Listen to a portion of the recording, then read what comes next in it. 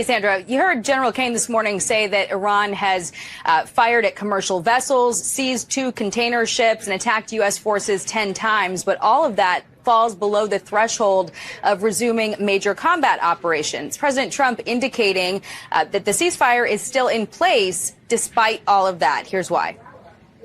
They've fired at U.S. ships several times in the last 24 hours. What do they need to do to violate the ceasefire? Well, you'll find out, because I'll let you know. They know what to do, and they know what to do. They know what not to do, more importantly, actually. And, they fired them in little boats with pea shooters, the pea shooters, little boat with little, why? Because they don't have any boats anymore. Just yesterday, President Trump told Fox that Iran will be blown off the face of the earth if they attack U.S. vessels carrying out Project Freedom. And several times, Secretary Hegseth referred to that as a separate and distinct operation from Epic Fury. Analysts indicating that may be both to restart the clock on congressional war powers authorization and also to draw in support from U.S. allies who depend on the strait, and the White House has been imploring to get involved. Iran's indicating it's not going to back down. As Parliament Speaker posting today, the new equation of the Strait of Hormuz is in the process of being solidified. The security of shipping and energy transit has been jeopardized by the United States and its allies through the violation of the ceasefire and the imposition of a blockade. Of course, their evil will diminish. We know full well that continuation of the status quo is intolerable for America, while we have not even begun yet. Secretary of State Marco Rubio to talk about all of that next hour. Guys.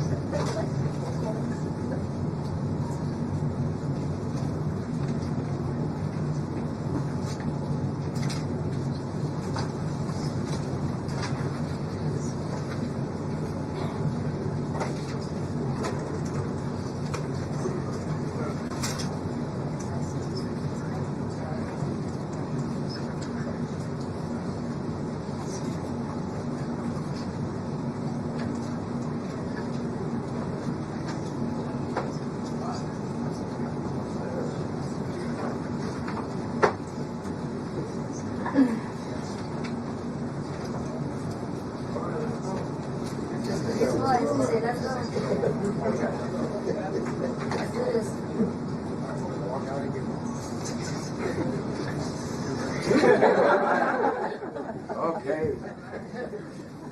Hello. Thank you guys for having me today. I'll be filling in for Caroline today, obviously. So I'll have a brief remarks here, and then we'll get to your questions. As you know, over the weekend, the president announced this Project Freedom, and the goal of it is to, frankly, if you want to talk about it, it's to rescue like almost 23,000 civilians from 87 different countries that are trapped inside of the Gulf and left for dead in the Persian Gulf by this Iranian regime.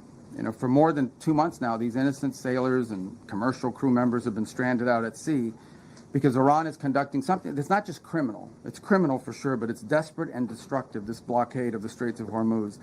Nations from around the world, the overwhelming majority of whom are not even engaged in any military hostilities, are now at risk not just of losing their cargo, but the lives of their own citizens because of this blockade. These ships, you know, you don't leave a ship out there for this long. You start running out of food, you start running out of potable water, essential supplies, and they're at the mercy of this piracy. What it is piracy. And not only that, but some of them have seen, you know, been open fire on and rained down senseless attacks on several civilian ships already. So frankly, the way to put it, these are innocent bystanders. These are countries that and ships and so forth that have nothing to do with any of this, and nonetheless are being caught in the middle of it and being held hostage merely because Iran could do that, just because of just as the regime brutally slaughtered tens of thousands of their own citizens for the crime of peaceful protest, because they're unhappy with the quality of life or the lack of quality of life in Iran today. And so they're sitting ducks. They're isolated, they're starving, they're vulnerable, and at least 10 sailors have already died as a result of the civilian sailors.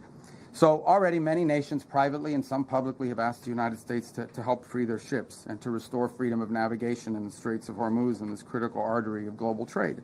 And so President Trump, as he always does, stepped up and answered the calls for their help. And he's directed the United States military to guide these stranded ships to safety, to provide a protective bubble under which they can operate and move product and get themselves out of there and out of the harm's way. And this is the first step towards reopening the strait and bringing this regime's last-ditch act of economic arson, bringing that to a close. We're doing it not only because we were asked, but because we're the only ones who can. We have the power to sort of take the steps that we've taken now. Under this president, under President Trump, the United States will help our friends. We're going to stand up to rogue regimes like the one in Tehran, and we're going to be unashamed to use our power and our abilities to project military power in the service of our national interest above all else.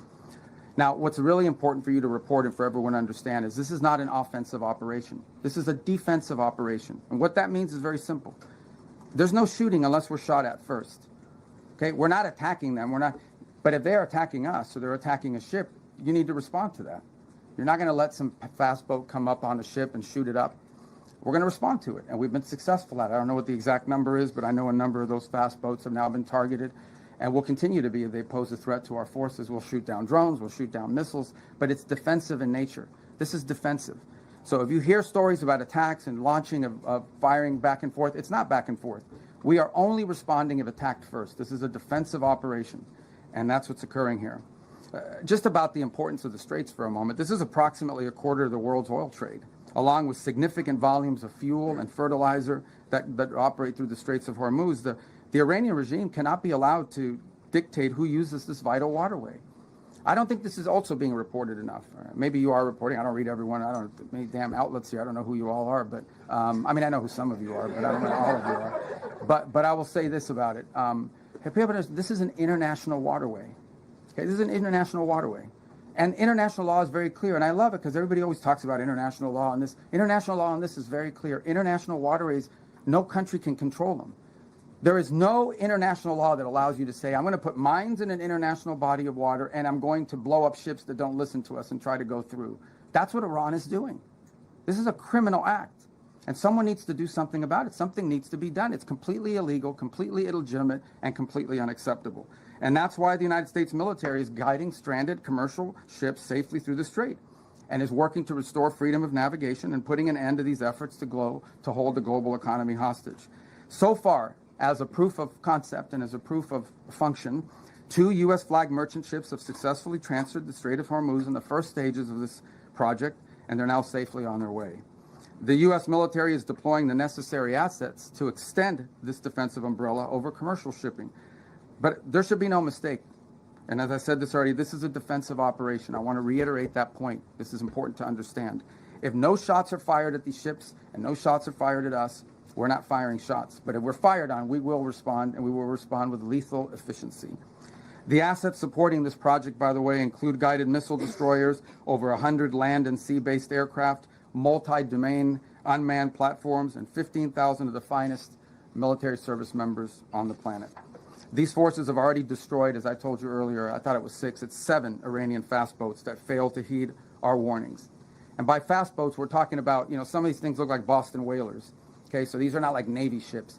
But nonetheless, they come fast at these boats, try to swarm them, try to harm them. We're not going to let that happen. So 7 of them now sit at the bottom of the sea, along with, by the way, the rest of Iran's Navy. That's where you can find their Navy today. And we're going to continue to systematically clear this passageway through the straits to restore freedom of navigation. Now, while this project steadily progresses, Operation Economic Fury, continues to impose maximum pressure on the Iranian regime and what remains of their already frail economy. Today, inflation in Iran is 70%, and their currency is in total and complete freefall. U.S. sanctions enforcement is stepping up. It's moving in lockstep with the naval blockade to degrade Iran's capacity to generate, to move, and repatriate revenue. It directly targets the regime's primary revenue lifelines. The blockade alone is costing Iran as much as $500 million a day in lost revenue.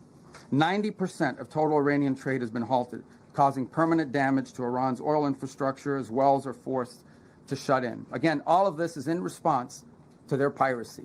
Okay, it cannot be that you have these straits and they blow up any ship that moves and the only ships that get to go through are theirs. You can't have a situation in which the straits are closed to everyone else, but they benefit from the piracy. That can't happen. That's why the blockade is in place, and that's why these sanctions are crippling them.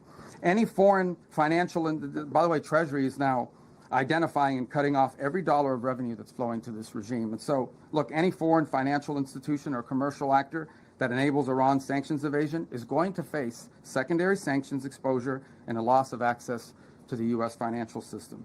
As President Trump has said, and the facts clearly bear out, the United States of America holds all the cards. There is no scenario here in which if they decide to join a ladder of escalation, they wind up getting the last say.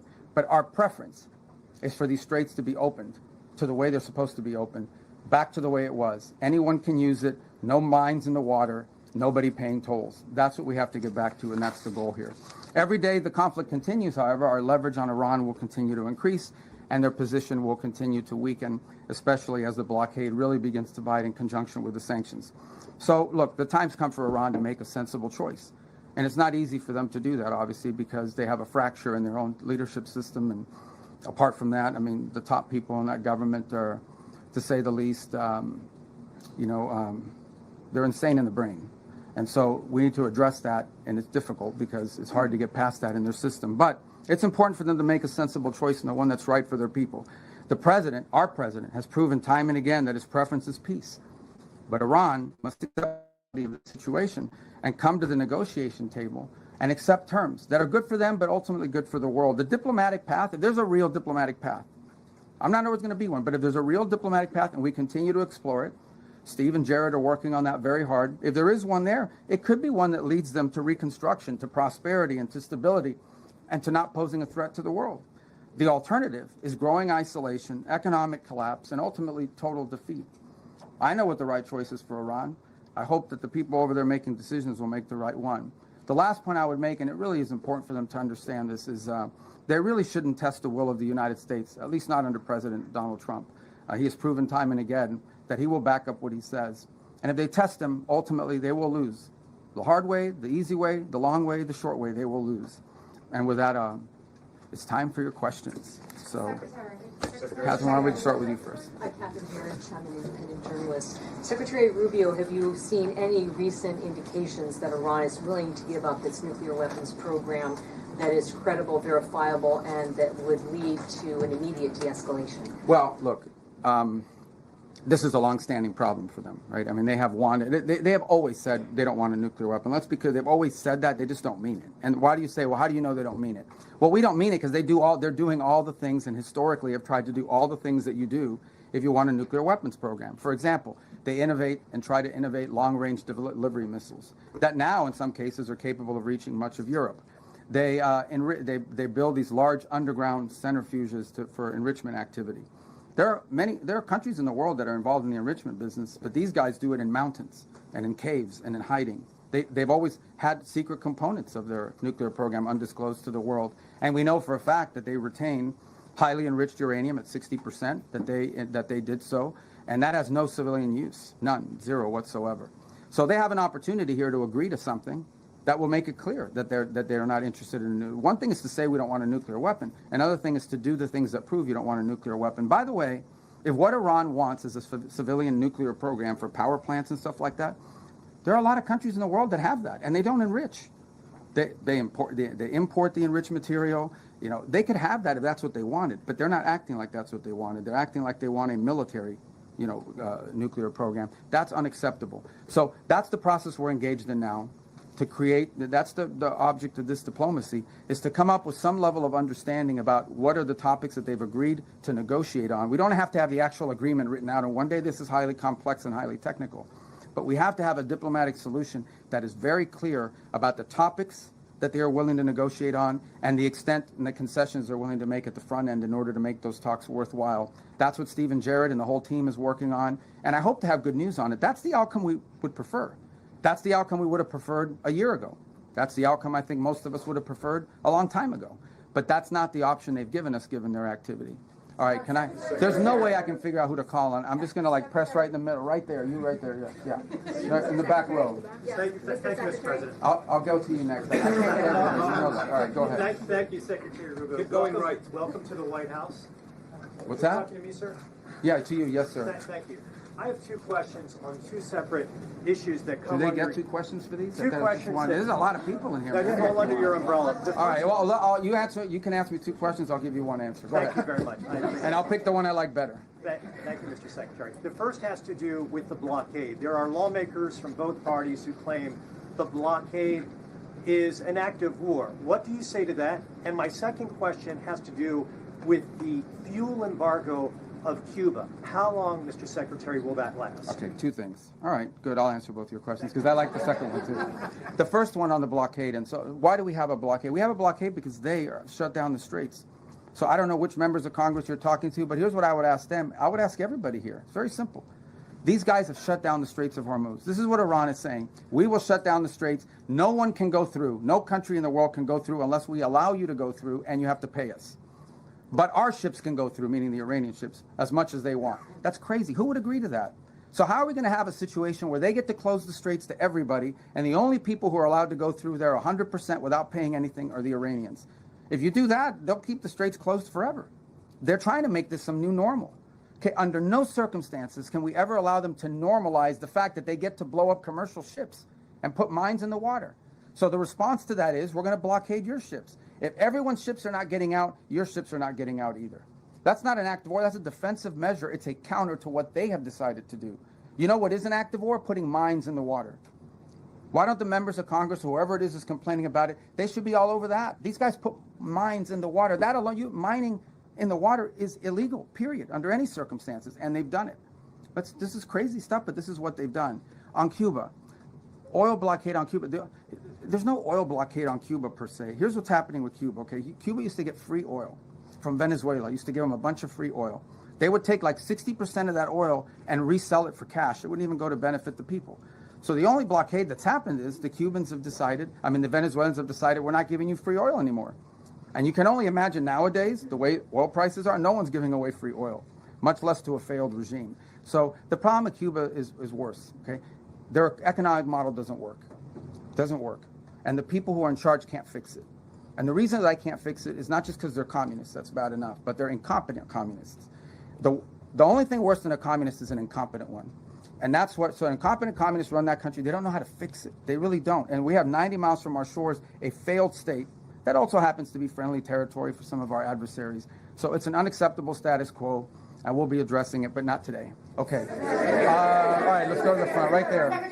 Secretary Rubio. Yeah. You are going to the Vatican to meet with the Pope. Is this an attempt to smooth things over with the Pope, given the rhetoric between President Trump and Pope Leo? No, I mean, it's a trip we had planned from before, and obviously we had some stuff that happened. And no, look, there's a lot to talk about with the Vatican. I'll give you one example. The Pope just returned from a trip to Africa, where the church is growing very vibrantly.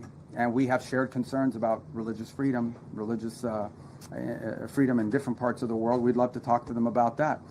The topic of Cuba, you know, we gave Cuba $6 million of humanitarian aid, but obviously they won't let us distribute it. We distributed it through the church.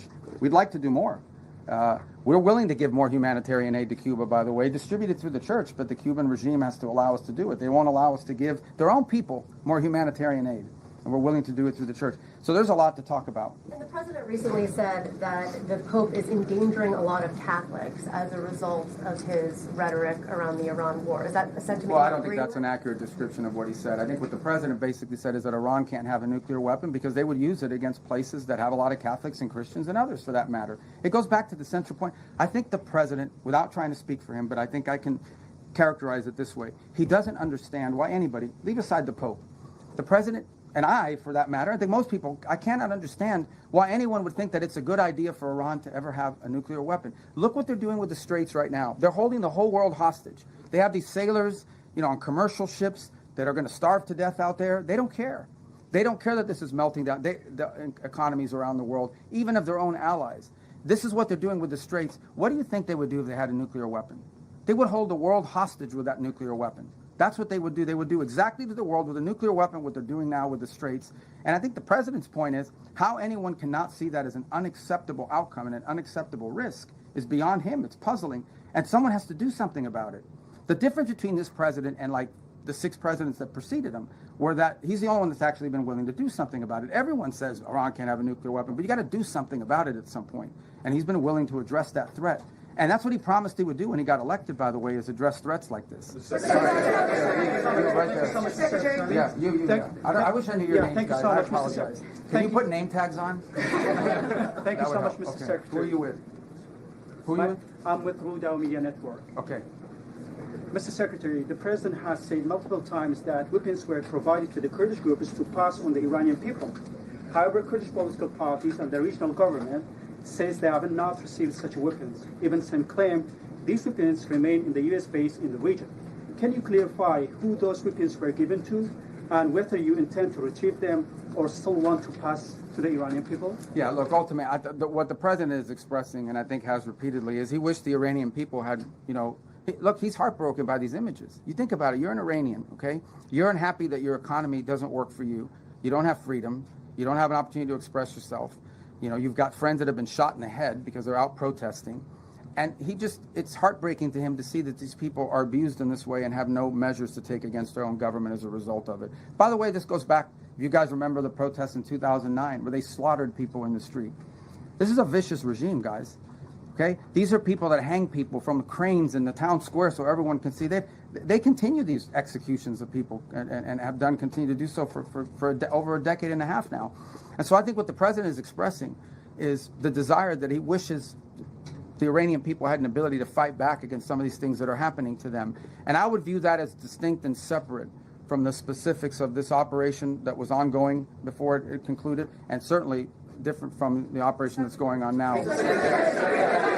Right there in the... Regarding Colombia, Mr. Secretary... Right behind you, not Colombia, right there. Yes, ma'am. Mr. Secretary, thank you so much. On Lebanon, are Yes. we in a ceasefire or less fire? And the second question, do you think you would be able to achieve an agreement between Lebanon and Israel without risking a civil war in Lebanon? What are you doing to risk?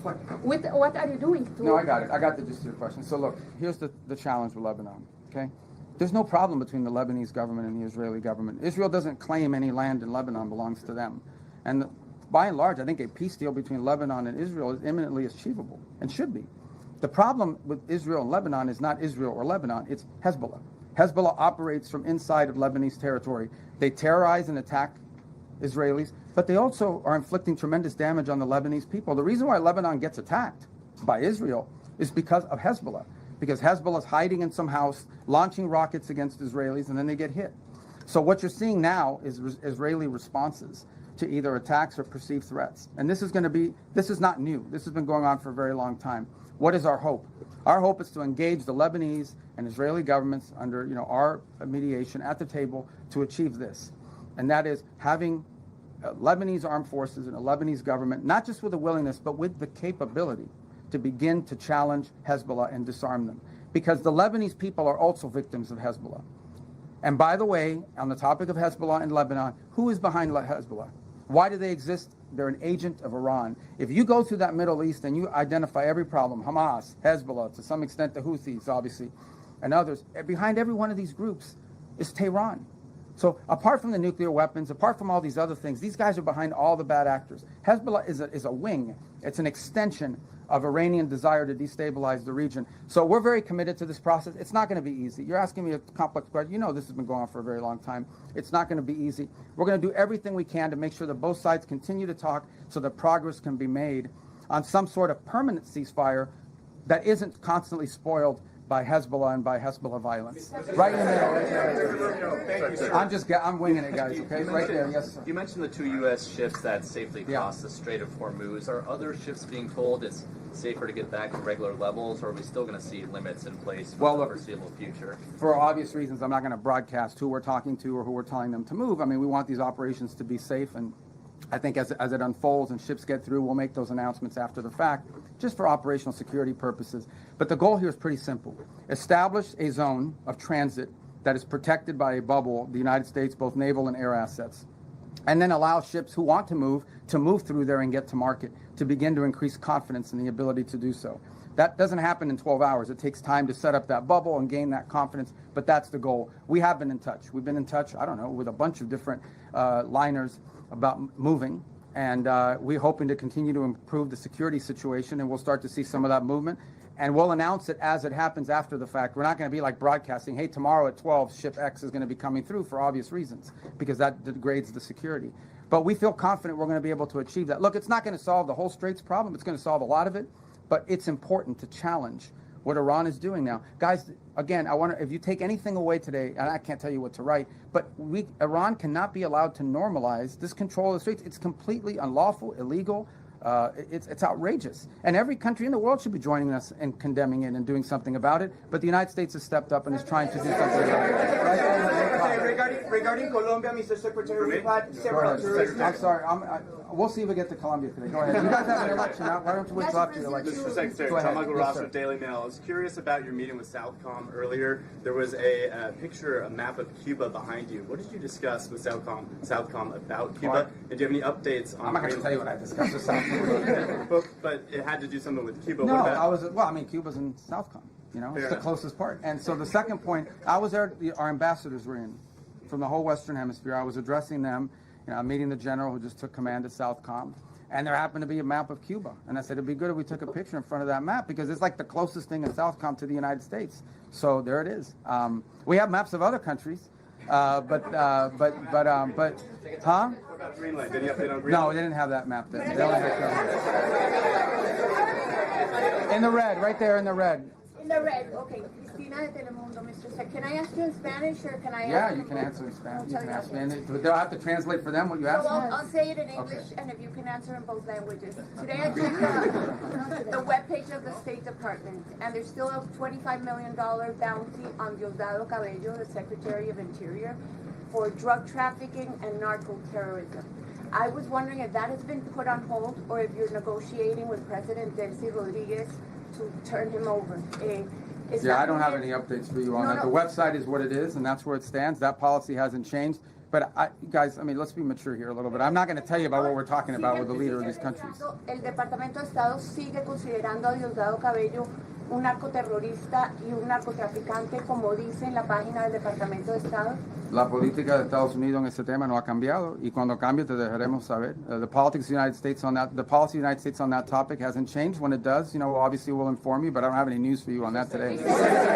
Right there in the green. I'll get to you. Are you guys all the TV people? Yeah. No. All right, go ahead. I'm sorry. Go. I'm learning. They gave me a little map. I don't know where I put it of the people here.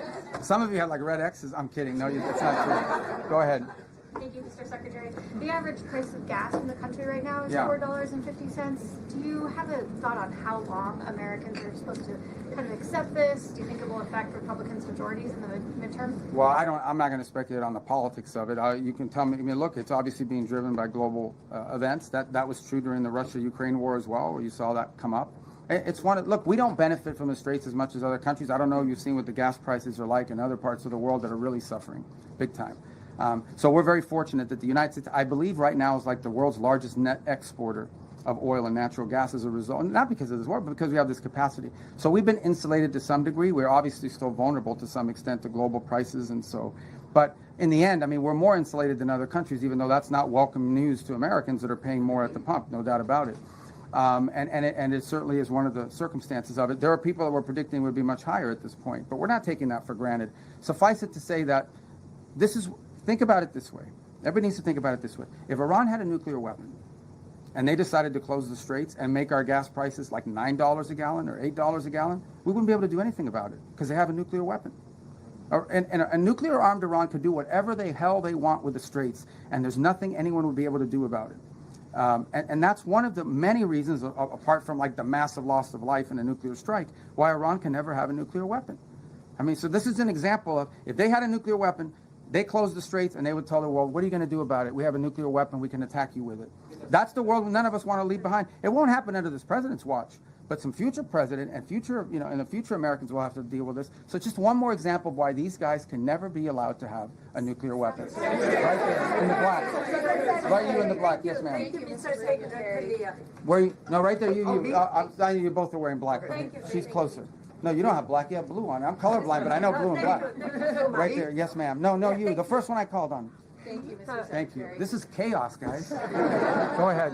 Welcome to the White House. You've long been a leading voice on human rights in China, and so including religious persecution and forced organ harvesting. So President Trump prepares to meet Xi Jinping next week. Do you expect human rights concerns to be on the table? Or well, we always raise those issues, and they remain true. And I think we've proven in some cases it's most effective to raise them in the appropriate setting. But we always raise those issues. They're important to us, among with others, of course.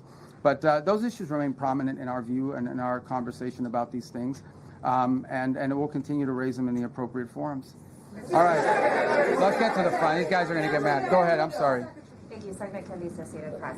You mentioned earlier that some countries have privately and publicly indicated their willingness to help with Project Freedom. Can you say how many have reached out to the U.S. with the offers of help, and what kind of capabilities? Well, I mean, thank you for your question. That's a good question. I mean, multiple countries have said we got to do something about it and fix it. Is it like dozens or single digits or more than 100? Or? I don't know. I don't put a number on it. I would just tell you that here's what I would say about it.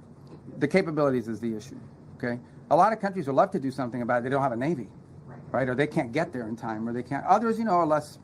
That some unfortunately do have a navy are saying, oh, we'll be involved, but we'll be involved after it's over. Well, after it's over, it's kind of like that makes sense. So, we'd like to have it. Now, there may be some utility in a post, closure mission. I'm not downplaying that, but I think that's been the challenge. But there are other ways they can help, unique ways that they can help.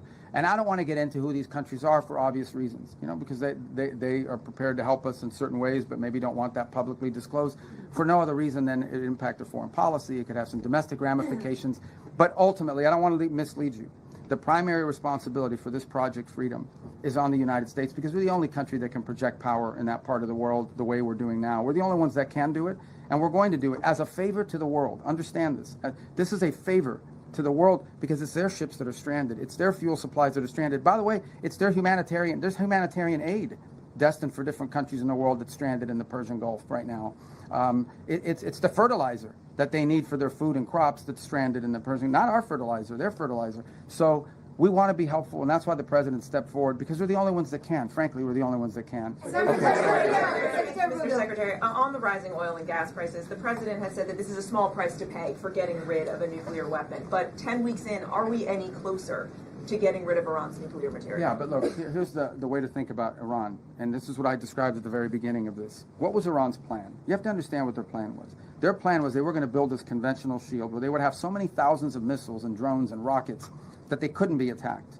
And behind that conventional shield that they were trying to build, they would then break out and do whatever they wanted with their nuclear program. They no longer have that conventional shield. Okay, we told you guys from the very beginning, And we're very consistent in this messaging. The operation that has concluded was going to destroy their Navy. They have no Navy left. They don't. Not a Navy. They have small boats and Boston whalers, but they don't have a Navy left. They don't have an Air Force. I challenge you. When is the last time you read or heard about an Iranian jet flying anywhere? They don't have an Air Force. Their missile launching capability has been substantially degraded, and their industrial base, their defense industrial base, has been severely damaged. So their ability to build a shield behind which they could hide their nuclear program was wiped out. That's a very substantial achievement, and that was the purpose of this operation from day one. Their nuclear material in order for this war to end. Well, that's one of the topics that needs to be discussed. I don't know about. I think you're linking it. The operation is over.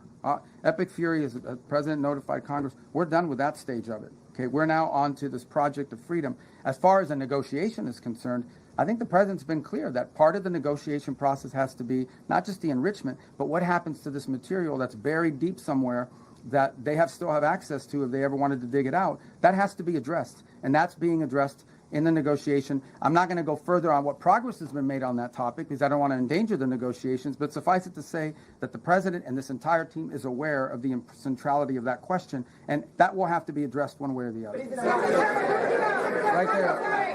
Right there. Yes. Thank you. Secretary, I have another two-part question for you. Okay. First, are you taking part in those negotiations that you just detailed there? And then secondly, President Trump has made it clear that the U.S. doesn't rely on the Strait of Hormuz. So why should Americans even care about Project Freedom and these shipping tankers going through? Well, I think on the second point is the one I want to address first, and that is why should Americans care and why it matters to us?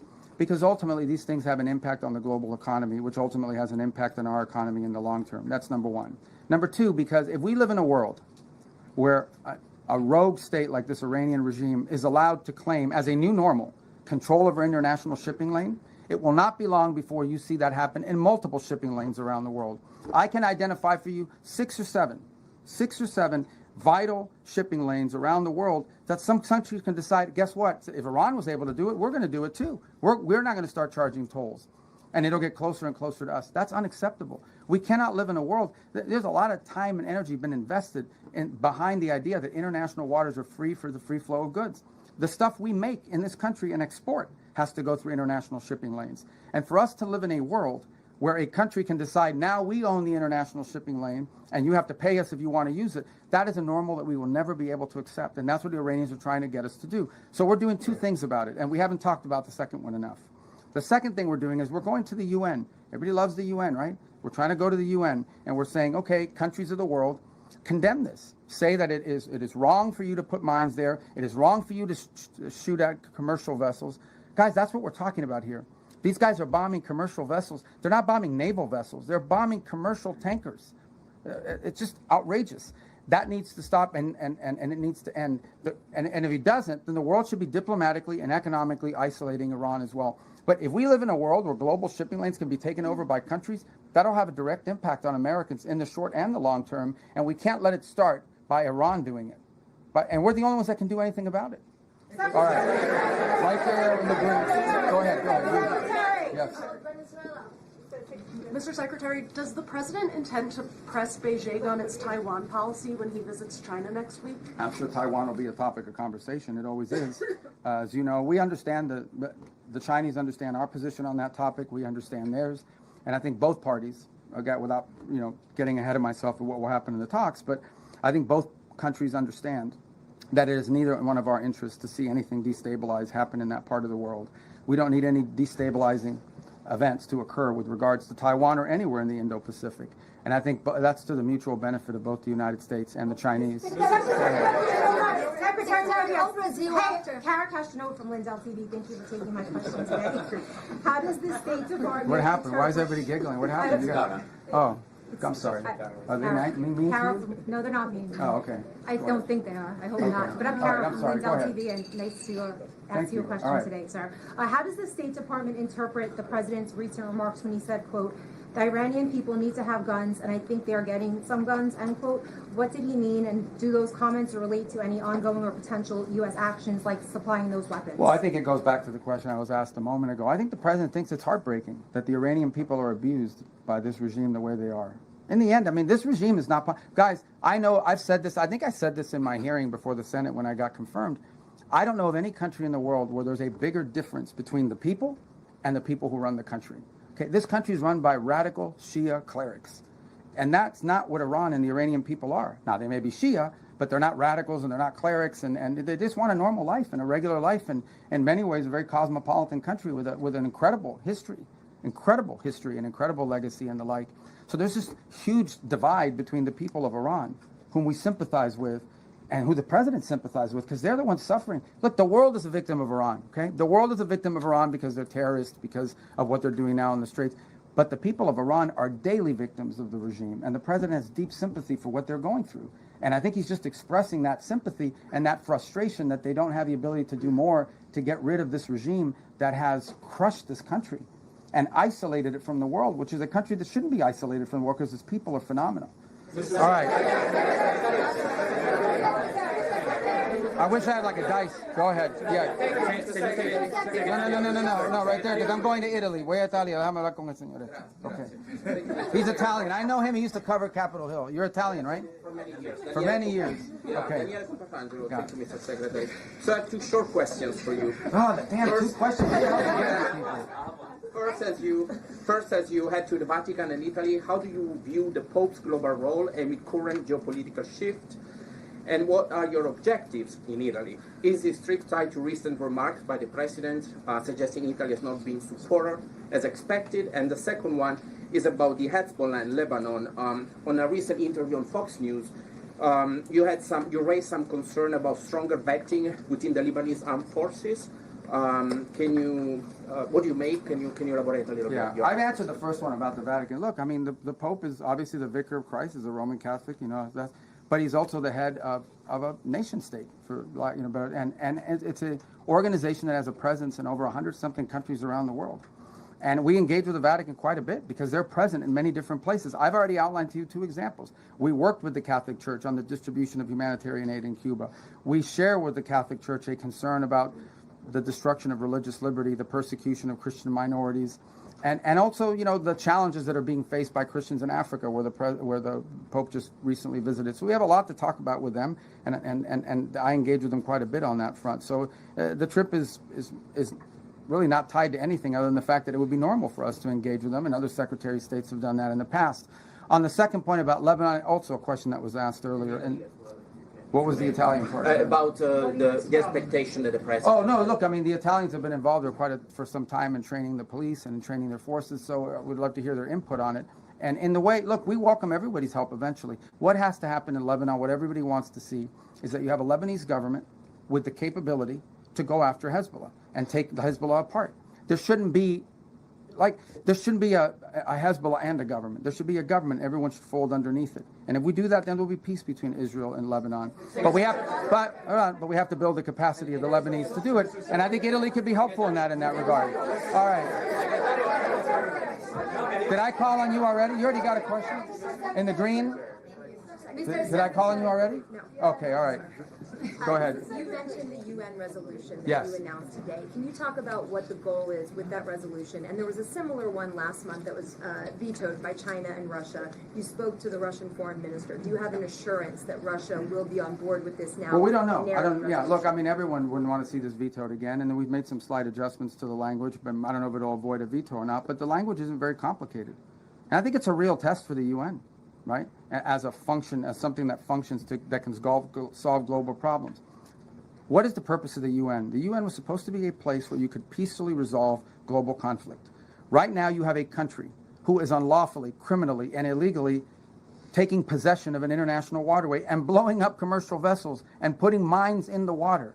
I don't know if people appreciate how outrageous this is, how unacceptable it is that any country would fire and try to sink commercial vessels or put mines in the water. Both of these things are illegal. And so we're going to take it to the UN, and we're going to give it another chance to be a forum in which we're not even asking people to commit troops to the region and help blow up the Iranian boats. All we're asking them to do is to condemn it, to call on Iran to stop blowing ships, to remove these mines, and to allow humanitarian relief to come through because there's humanitarian aid that's trapped. That's it. This is a very modest request. And if you're telling me that the international community and hundreds of countries cannot rally behind that, then I don't know what the utility of the UN system is if it can't even solve something as straightforward as that. And I think to both the Chinese and the Russians, I would argue and have argued that it is in their interest for that resolution to pass and for pressure to be brought on Iran, because it is in their interest not to see international waterways, including the Straits of Hormuz, be closed down and cause economic chaos to dozens and dozens of countries around the world. Okay. Back row, yellow tie. Back row, Secretary, yeah. CBN News, you've had a deep faith for God and country. At the end of the day, with all that you've been involved in, keep going. You've been extremely busy. Go ahead, I'm sorry. As we all know. I got to ask you, what is your hope for America at a time such as this? My hope for America? And how do you personally deal with that? Yeah, look, I mean, my hope for America is what it's always been. I think it's the hope I hope we all share. We want it to continue to be the place where anyone from anywhere can achieve anything, where you're not limited by the circumstances of your birth, by the color of your skin, by your ethnicity, but frankly, it's a place where you are able to overcome challenges and achieve your full potential. I think that should be the goal of every country in the world, frankly. But I think in the U.S., we're not perfect. Our history is not one of perfection, but it's still better than anybody else's history. And ours is a story of perpetual improvement.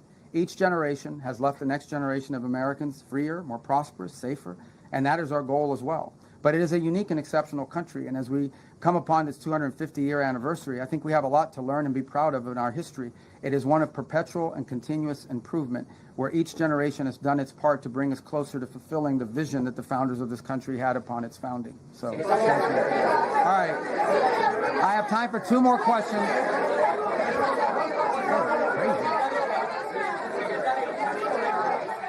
All right, right there in the pink. No, you right there. That lady, no, the one right next to you in the pink.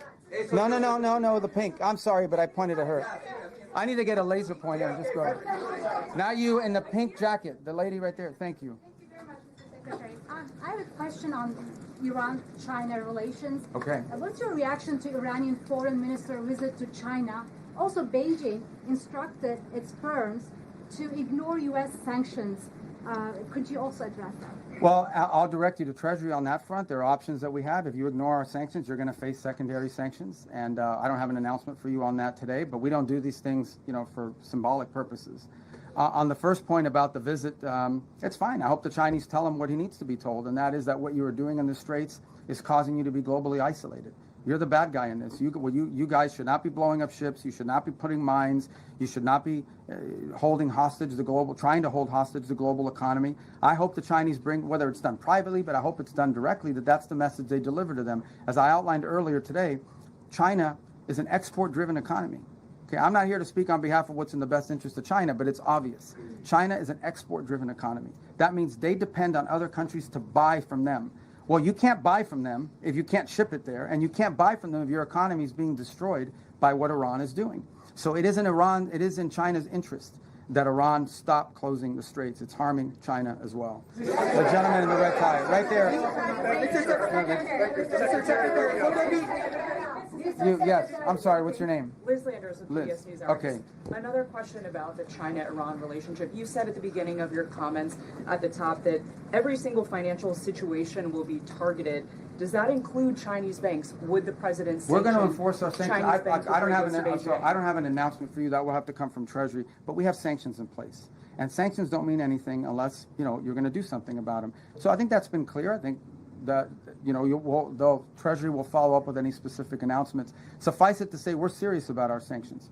Then a cost needs to be imposed on Iran for what they are doing. Otherwise, if they get away with this, guys, if they get away with pulling this thing off without paying a price for it and backing down, you're going to see multiple places around the world where other countries are going to be tempted to do the same. This is unacceptable. Again, I want to reiterate the point. We keep arguing back and forth about the war and the shooting and this and that or the other. These guys are shut down an international waterway. The Straits of Hormuz do not belong to Iran.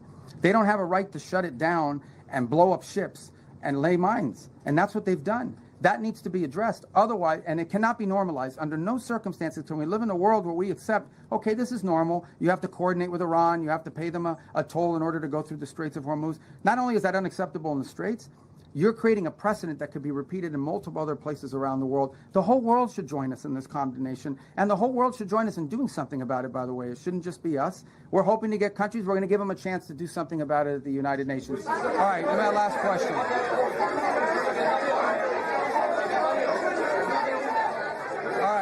That lady in the right there in the white. Thank you, Mr. Secretary.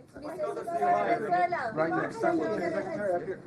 Well, okay, hold on. Stop this up. Go ahead. Okay, I'll do two more, and then I gotta go. You in the back. Yeah, go ahead. Iran has shown what? Okay. Iran has shown that it's been able to withstand a lot of pressure. And yesterday, President Trump has said that they may run out of oil storage in 2 weeks. Do you believe that that will be the thing that gets them to the table to give up their nuclear ambitions? And if not, what will be that thing? Well, look, they're suffering devastating damage to their economy. You're right, but it's not that they're able to withstand pressure. It's that they don't care that their people are suffering. You understand, right? There's a difference between we can withstand pressure and we actually don't care. Now, I think there are people in their system that care more than others.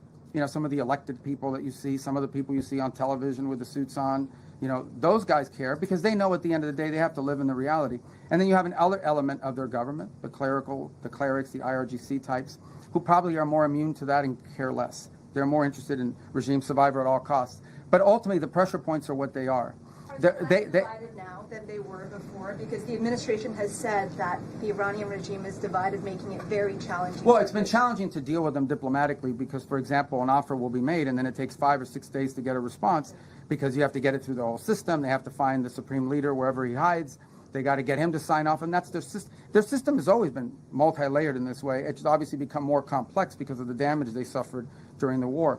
But look, suffice it to say, Iran has to pay a price. They're not going to change their position out of the kindness of their heart.